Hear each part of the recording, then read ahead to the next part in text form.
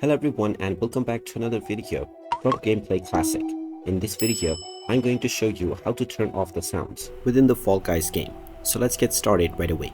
First of all, open up the Fall Guys game on your device, and once you open it up, you will be taken into the main menu. Tap on the gear icon at the top right corner or press the escape key within your keyboard. Once you click on this, you will see the audio option. Go ahead and click on it. And now you will see the master, the music, as well as the effect volume panel. You can simply slide these to the left if you wish to turn off the sound. There is also the option to mute audio in background and the audio format choosing options. You can choose from stereo as well as surround sound. And there is also the option to change the voice chat options.